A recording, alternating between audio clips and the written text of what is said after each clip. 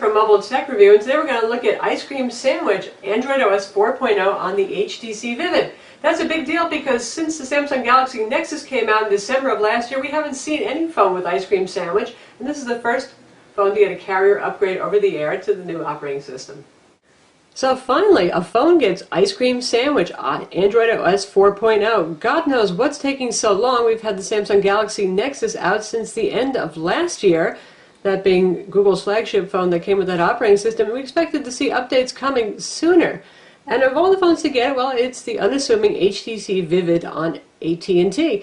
Not that the Vivid isn't a nice phone, it's a good Android dual-core 1.2 gigahertz phone with a QHD display and LTE on AT&T's network. But you just would have thought it might have been something higher profile. Even more likely, you would have thought it would have been the Nexus S, the previous Google flagship pure Android experience phone, which for some reason still doesn't have it. So anyway, that's why we're taking a look at this. Even if you don't have a Vivid, by the way, this will be interesting for you to see, particularly if you have an HTC phone, so you get an idea of what your upgrade is going to be like, and maybe even some of the upcoming HTC phones, like the HTC One series models. And in a way, this is even going to give you an idea of what the Samsung phones might be like when they get their upgrade too, because you're going to see what it looks like after the manufacturer customizes. Now that's an interesting point. At first, when it came to Ice Cream Sandwich, Google said they wanted all phones to have at least the option to run just a pure, straight Android OS 4.0. Well, I see absolutely no place on this phone where you can turn off the HTC Sense customizations. Now, for those of you who like HTC Sense, that's not such a bad thing, but for those of you who are looking for something pure, interestingly enough, it's not here, and it's quite customized too, at that by HTC. So I expect to see Samsung TouchWiz phones and LG phones with their UI all being equally tweaked and stuff, so you're not going to be looking at that straight experience. And that's not always a bad thing, to be honest. I like Ice Cream Sandwich a lot, but it brought a lot of tablet features over to the phones, and some of them just didn't make as much sense to me in terms of UI, because gosh, these things are small and you just interact with them a little bit differently. Also, another I consider benefit is the fact that being an older phone, it has the hardware capacitive buttons down here. Easy to see, always easy to get to. They don't take any screen real estate. With the Galaxy Nexus, of course, we have the software buttons, just like on a honeycomb tablet down here for home, back, and for your multitasking. And they do take up some space, and sometimes depending on the app you're in, like the video player or the camera or something, they get blocked out to just little gray dots. So you have to remember which button is which, that kind of thing. So I still actually like having these here. So you can see we've still got that HTC Sense big flip clock here with the embedded weather, and I think most people actually enjoy that. Again, with any widget, if you don't want it, you can hide it, you can get rid of it, turn it off, that kind of thing. And we've got a launcher strip for applications here, which we also see on straight Android ICS vanilla too. Now you can customize what's here. You can drag anything off that you want, and you can put your own applications on here. And you can even make folders down here, which is interesting. If you drag one icon onto another, you can create a folder, and then you can rename it. So I've got way too many icons here, what a mess, and a lot of these are games. So I'm just going to drag one on top of the other, and I'm going to create a folder. And say I want to drag yet another game into there, just do that kind of thing. So that's a nice little Ice Cream Sandwich feature. But you know, overall, again, this doesn't look as different as vanilla Ice Cream Sandwich does from, say, Gingerbread. We're going to show you right here in settings so you can see for yourself what we've got running. So you can see we have Android OS 4.03 and HTC Sense 3.6. Now this doesn't have HTC Sense 4, which HTC showed off recently at Mobile World Congress, and there are some subtle differences. For example, in the application drawer, it still goes up and down, just like it did in previous versions of HTC Sense versus sideways.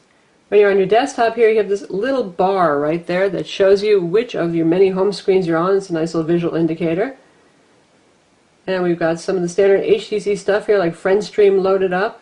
So pretty much all the widgets that you know and love from HTC, if you're an HTC fan, are still here. And again, if you don't like them, you can hide them. In terms of notifications, we don't have the blue on black look that you see on vanilla Android, but we have basically the same functionality here. We have recently used applications up top. I've got notifications here, and I can switch to quick settings, which is handy, so I can change my wireless networks and stuff like that. So since the application drawer doesn't have a secondary tab with all your widgets on it, how do you get to them? You tap the menu button, and you got Personalize, which takes you into your standard set of HTC personalization features, Wallpaper, and Settings.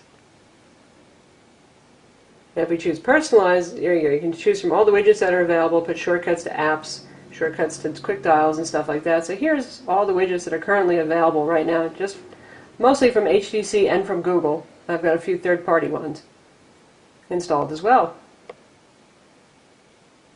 And for multitasking management, you press and hold the home button. And there you've got that cool new UI that we have for everything that's running, and say you want to dismiss something, just there it is. It's gone. Like so. Pretty cool, pretty fast. By the way, the phone feels very fast running ICS. Definitely feels like an improvement over Gingerbread in terms of speed. And web browsing is particularly fast. And this is just a stock Android web browser.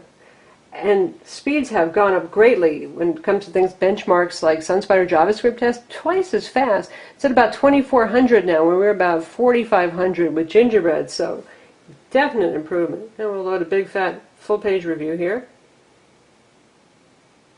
And there is Adobe Flash now for Ice Cream Sandwich. When the Galaxy Nexus first came out, Flash wasn't ready yet. It is ready now, so you've got that available inline now in your web browser as well.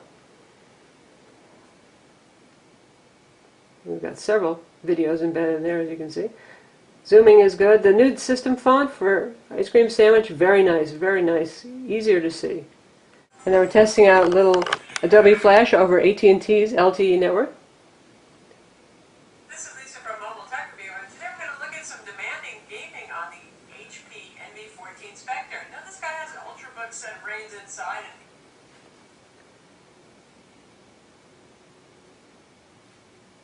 Intel HD 3000 graphics, so don't expect too much from gaming, but nonetheless we're going to try Skyrim and Fear. Good performance, works just fine. First we're going to take a look at Fear 2. Now you can see the menu bar here is very simple, a little customized by HTC, just back and refresh, but if you hit the menu key, you've got all your options here, including the View Desktop Site option that comes with Ice Cream Sandwich. Awesome, so nice, not get fed the mobile version of a website if you don't want to. And we've got print function built in there now, and all your other settings here. Bandwidth management now, and it actually has a bandwidth management monitor built into it, so if you're worried about going over your data plan, very handy. And while we're talking about web browsers, with Ice Cream Sandwich you can now download and install the Chrome Beta, which is, well, it's the companion to the Chrome desktop browser. Very fast, very nice, excellent desktop style rendering here. Does HTML5 video, does not do Adobe Flash, but really worth a try, and it's a free download from the Google Play Store, as it's now called. Now all the apps that you got before are still here, AT&T Navigator, Kindle, stuff like that's pre-bundled, but now you can actually remove quite a bit of the bloatware, which is nice. We'll take a look at that.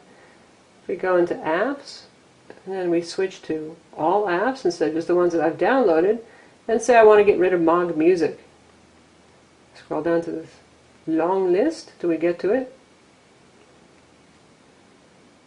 And there we go, uninstall. That was something that AT&T had included. I didn't want it. Just about everything is uninstallable. AT&T Navigator is there permanently, but I've removed most of their other applications. Sorry, AT&T, just didn't want them. Also new with the upgrade to Sense 3.6 for the Vivid is Beats Audio. Isn't that interesting? Came out of nowhere, didn't it? And it'll be grayed out if you don't have headphones plugged in. You need to have some kind of external stereo device in use for this to light up, and then you can turn it on and off. So I actually use this with some music and games, and as you'd expect from Beats, you get some nice accentuated bass. And here we have HTC's customized dialer. It looks pretty much like the last version that you saw under Gingerbread. You've got access to your phone, to your contacts, HTC people in other words, call history, all that kind of thing. Scrolling list of your contacts back here. At start, it's always going to have your 2 most recent calls and the top of your favorites list showing. So generally, lovely, easy to use stuff. So when we take a look at the People app, this isn't quite the same as the vanilla Ice Cream Sandwich version that we saw that looked an awful lot like Windows Phone, actually. But you've got your basic list of people here, and anybody that you want to see details on, you just tap it. And then there it is, all sorts of contact information there. And then you've also got these handy, you can switch to thread here, for example, to see any interaction you've had, Facebook, social networking, phone calls that you've made. If you want to update that information to get the latest stuff pulled from your social networking, and gallery in case you have any pictures of that person, which I do not in case of the Apple Store in Frisco. Also new for Ice Cream Sandwich is cool face unlock and pattern unlock. And if you go to the security settings, you can choose your screen lock right here. And you see, you can disable it completely, do face unlock, and then it's going to use the camera, it's going to take a look at you, and if it recognizes you, it's going to unlock it. Works pretty well as long as lighting is good. Or you can use a pattern here, so you can draw a pattern on the screen to lock and unlock it, which could potentially be more secure than just using a PIN code, which you can use a PIN also or a password. And if you want to do the PIN unlock, this is what it looks like, and here's the demo that shows you all the possibilities. And you have to connect at least 4 dots for this to work. So a lot of good security there, and yes, the cool face unlock is here.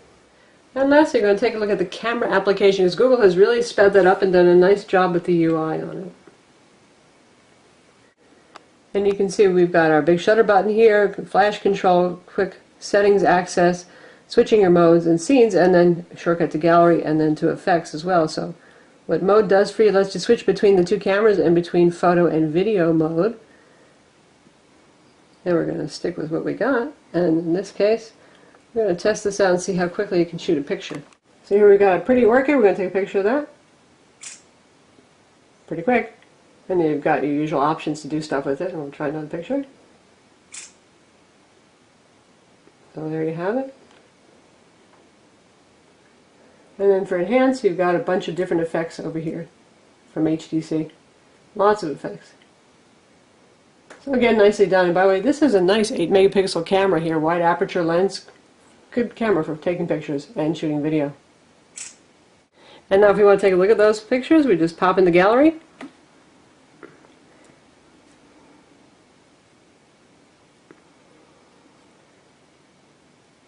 Nice shot. So there you have it.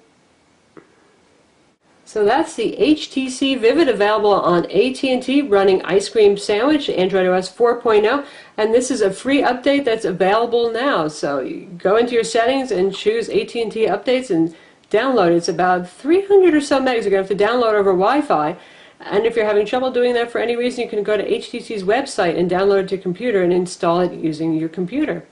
I'm Lisa from Mobile Tech Review. Be sure to visit our website and subscribe to our YouTube videos.